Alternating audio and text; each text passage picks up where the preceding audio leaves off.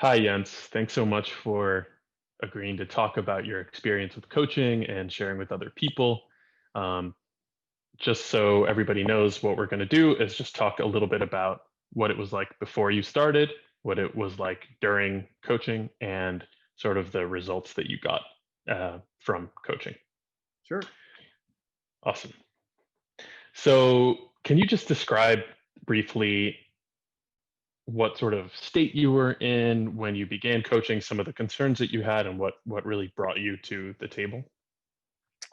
I think before we started, it was just an overall like professional messiness, I would say. Um, I wasn't sure what direction I wanted my professional career to go in. I had a lot of doubt in myself, I would say. I just allowed myself to feel doubt whether I would, whether this was the right career of mine, or I even felt that I created a lot of problems for myself that kind of became obstacles for myself and for my professional development.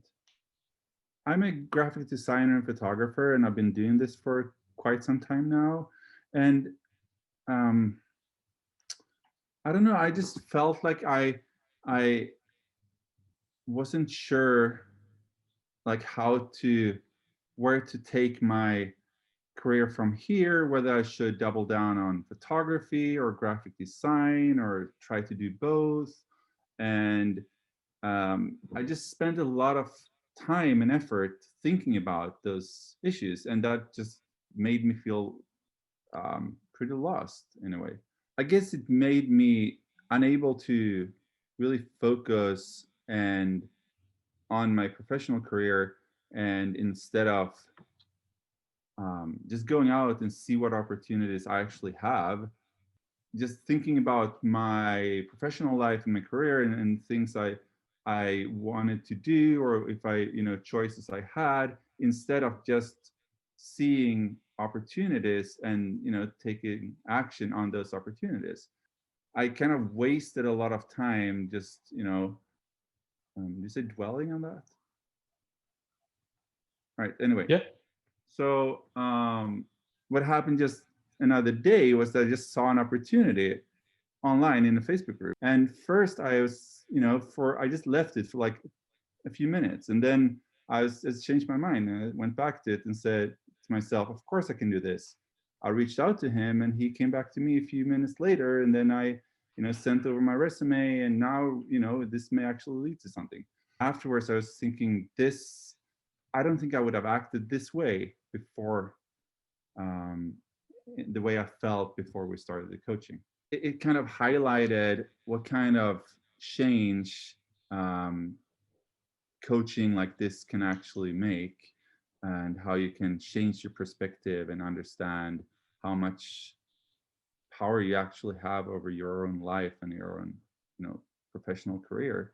And it can really be a game changer like that. You were, when you had spent a little bit of time in the coaching process, what did you, can you kind of describe that experience? It felt somewhat confusing. There's a lot of thoughts coming up, and that you had to deal with, and put them back in place. So that was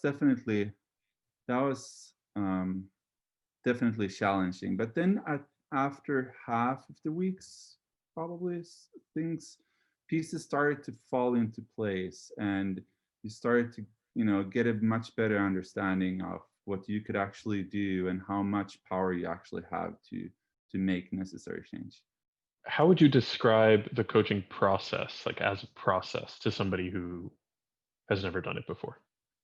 I went into this without knowing what to expect at all. I'd never done this before, so I was a total newbie, and um, it was draining, in the sense of you felt really like tired after each session, not like in an emotional way like you were going to cry or anything, but you felt like you wanted to rest for a while because there was a lot of It's thoughts. hard work. Yeah, hard work, like really Okay. focused hard work for an hour. And I may have thought that it would be more like a teacher student kind of thing. Like you go to university, for instance, you go there and learn, and you take notes and learn what the teacher says. And that's not at all how it worked.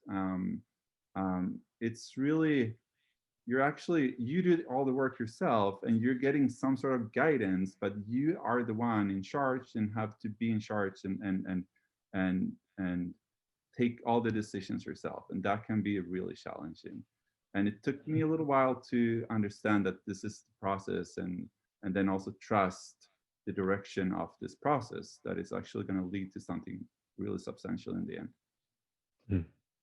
So how did doing that, being in charge and learning to sort of take the lead in these intense conversations, how did that actually help you towards your goals?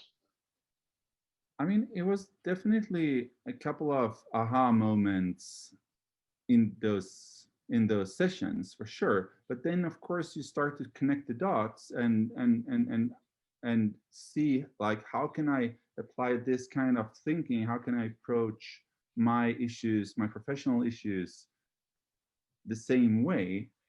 And that led me to just thinking, like, I have a lot of opportunities and I should focus on taking action on those opportunities instead of just getting stuck with thinking about, like, what do I want to do, or just dwelling on issues like that. So that helped me a lot. Is there anything you can share about how I, as a coach, helped facilitate that learning experience for you?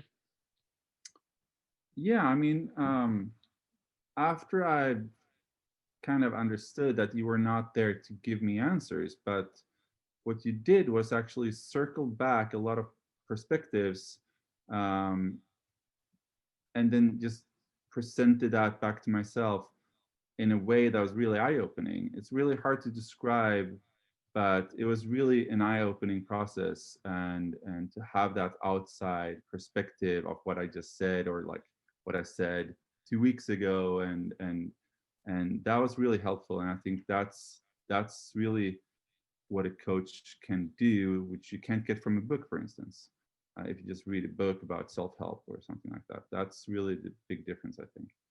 After the process or toward the end, when you felt like, it was coming to a close and things were really coming together, Yeah.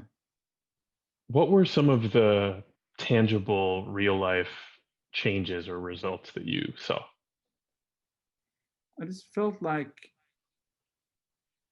I mean, it just became very obvious to me that I have a lot of opportunities here within reach, and I should just grab those and take action on those. And then what happened was that I felt strongly, um, for doing so. I just felt like I want to do this. I want to make a plan for my business. I want to start planning what to do. I want to, reach out to that person. That would be a business opportunity for me. Um, so overall, I just felt more organized, more clear-minded about what I wanted to do, and it just felt naturally more fun to to do my work. Earlier, when you described some of the kind of self doubt, um, how would you describe the uh, the change in that thinking? So I think I realized that a lot of the self-doubt was something that I had created myself, and just take that overcoat off of me and throw that away just felt like, just like a breath of fresh air. And and I mean, I've always known what I'm capable of professionally, and I think it made me feel, um, get more courage to approach projects, for instance, that I hadn't really done before. But I knew that I would probably figure that out, even if I hadn't done exactly that kind of a project before. But I knew that this is something I will be able to do. So I know from experience, this is definitely within my line of competence here. This is definitely something I can pull off. So I could feel, um, I just felt sure that this is something I'm able to do. When people are thinking about coaching, there's always a kind of a financial question in their mind of, should I make this investment? Should I spend this money? And, because it isn't like a cup of coffee. I mean, there's some financial investment you have to make here.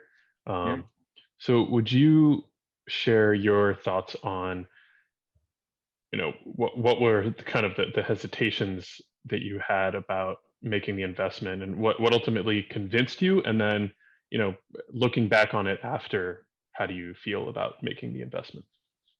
You have the power to take advantage of the coaching process, and it's all up to you to make it worth the investment.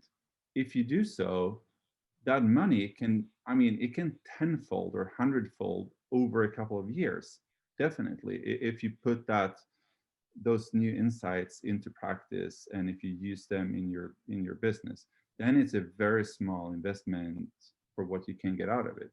Since we were talking about choices, what would you say shifted in the way that you think about making choices for yourself? I think before the coaching started, with all this self-doubt, and I just saw, all this cloud of not options, but I had a hard time focusing in on what's really important in each decision. There's a lot of stuff around, like small things, little factors that wasn't really important. Um, and so let's say, like, should I do graphic design or photography? That is not a relevant question when I have an opportunity to land this photo gig here, right? So so that kind of blocked my vision in a way, in a sense. It kind of became like a fog in front of me, like all these um, questions that I raised for myself, that was basically about, what do I want to do with my career? Do I have enough confidence in this? Am I good enough? Although I knew that I am, but it was just those questions you ask yourself, and that became like a fog that in front of you, that kind of made it harder to really focusing in on those real decisions, and taking these actions that you needed to do. It's just a feeling of more clarity, being of just knowing what is important and what is less important. you know it isn't like these other issues and questions are irrelevant. There's a place for those as well, but they can't be in every single decision that I make all the time, because then will never be able to make any decisions. I think I've gained a better ability to see what is really important in each decision, and put other things aside. Would you mind sharing about some of those, like, organizational tools that you developed through the conversations we had? Sure. I mean, I think this is what works for me, and other people will find other solutions. And this is of course something you can just read from a book, and but in my case, I during the coaching process, I more and more realized what kind of tools were missing for my personality, so I could, you know, be that kind of person I wanted. And one issue that I understood that I had was I just lacked, um, um, I just needed more um, organization, just be more organized basically in my daily life. And one way to kind of force myself into being more organized, was to, create simple tools like lists, and or a simple Google sheet or Excel sheet where you just put in projects and rank them and put them in different columns, and say, this is, um, just make an overview over the projects and say, this is the deadline, this is how important it is, and not make it too complicated, but just have this visual view help me a lot. And especially if you work as a freelancer, where you juggle multiple projects with deadlines, and those deadlines cannot collide too much with each other, because then you'll screw it up. And so that helped a lot. And what else? Yeah, the Pomodoro technique I felt really helpful. Um, Can you describe what that is? I'm not sure everybody knows what Pomodoro technique is.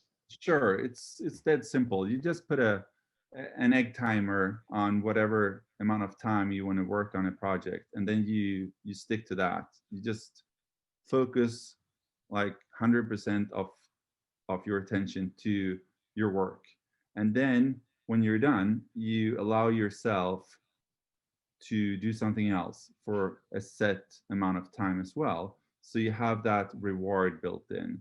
Works perfectly good if you feel that you spend too much time on social media, for instance, because then you work for 45 minutes or an hour, not too long though, because you have to be able to focus all the time. So, but the amount of time where you can stay 100% focused. And then you have this 5 or 10 minutes, whatever works for you, where you can just go loose on Facebook or do whatever you want. And then you go, and then you just repeat. And it's just amazingly productive way to do it. I love that you said that these were tools that you came up with, which may not work for everybody else, Sure. but they work for you. And Yeah. I just wanted to clarify that, I never assigned you these techniques. It was like they Yeah. sort of emerged as options through our conversation, Exactly. and then you sort of found out that, this is what works for me, and then we kind of adjusted them as needed. Yeah. I mean, the Pomodoro technique, I used that at university like 20 years ago, when like the day before an exam, when I just had to go through a number of books, because that was the only way to do it. So I did this 20 years ago, and it just came to mind when we were talking about these things. And so it was my own idea to, bring up this technique again. I think you mentioned the name of it. I didn't know the name of it, but I described it and I tried it. It worked well. It still works well. So You mentioned about using social media. I know that there's a lot of people, including myself, everybody who sort of struggles with technology use, because it's like this kind of addictive thing. So, would you care to describe how the technology usage changed for you? yeah, I mean, I still use social media for sure. It's just that I I just do it in a more conscious way, and I'm much more aware of, how much time it can actually consume. You can really, you can develop habits that are basically, or you can develop behavior that are basically addictional, that looks like, that is basically the same as an addiction to social media. And if that becomes a problem for you, then you spend a lot of time doing basically nothing, where you could instead spend time working. So I think I use social media in a much more conscious way these days. But that is definitely, I think our brains over the time get reprogrammed to you know, you get some sort of reward from, interacting with friends or just seeing content on social media. That is, it's it just becomes part of your everyday life, and it can actually get out of hand. So that's definitely something to I mean, to look out for if that becomes an issue for you.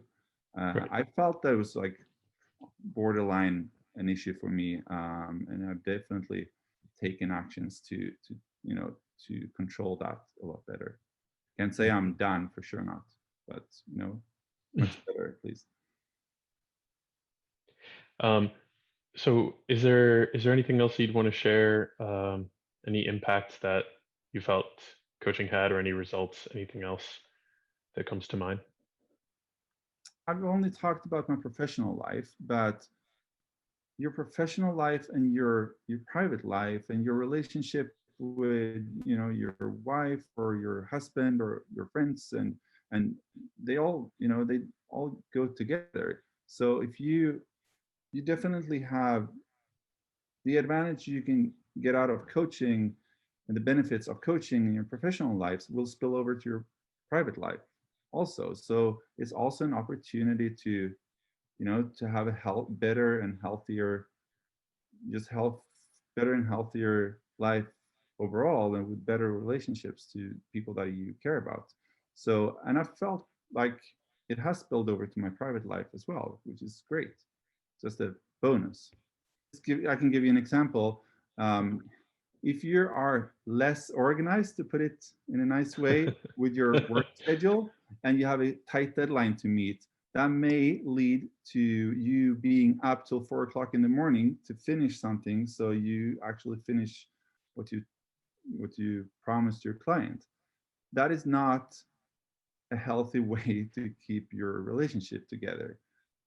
It's much better to finish in time and then spend your time in the evening with your family, and then go to bed in a decent time. Much better way to do it. So that's how it can, in an indirect way, spill over to your private life.